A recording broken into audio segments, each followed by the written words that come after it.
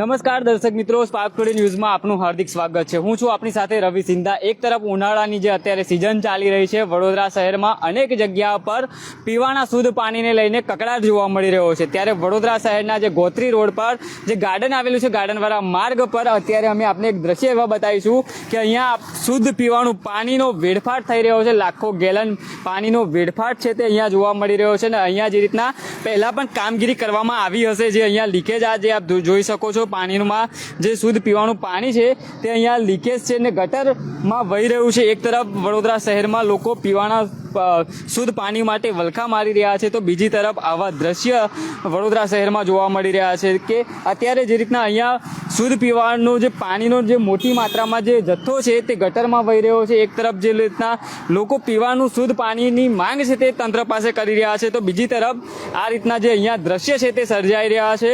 વડોદરા શહેરમાં પહેલા હરિનગર વિસ્તારમાં પણ આ રીતનું જે પીવાનું શુદ્ધ પાણીનો વેડફાટ છે તે જોવા મળ્યો હતો।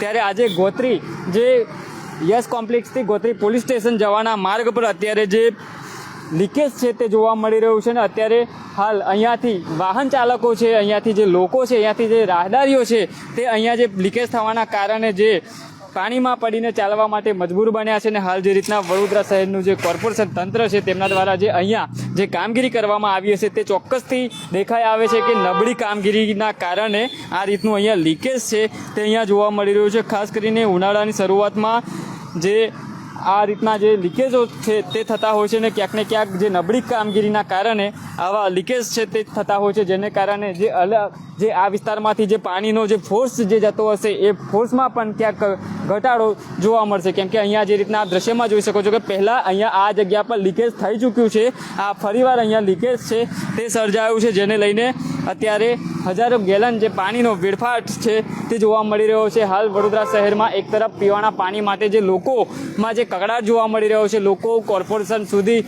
તેઓ પહોંચી રહ્યા છે, ક્યાંક ને ક્યાંક માટલા ફોડ કરીને વિરોધ પણ કરી રહ્યા છે કે શુદ્ધ પાણી આપણ। બીજી તરફ આવા જે દ્રશ્ય છે તે કેટલું યોગ્ય। વડોદરા શહેરમાં જે રીતના ગોત્રી વિસ્તારમાં જે ગાર્ડન આવેલું છે, ગોત્રી પોલીસ સ્ટેશન જવાનો જે માર્ગ છે, એ માર્ગ પર શુદ્ધ પીવાના પાણીનો વેડફાટ જોવા મળી રહ્યો છે। બસ સ્પાર્ક ટુડે ન્યૂઝ પણ એક આશા કરે છે કે અહીંયા તંત્ર પહોંચે, વહેલી તકે અહીંયા કામગીરી કરવામાં આવે, જેથી કરીને જે વિસ્તારમાં પાણી ઓછા પ્રેશરે જતું હોય તે વિસ્તારમાં પાણી ફૂલ પ્રેશરે જાય અને લોકોને શુદ્ધ પીવાનું પાણી મળી રહે। કેમેરામેન રાજ દુબે સાથે હું Ravi Sindha, spark today news, Vadodara.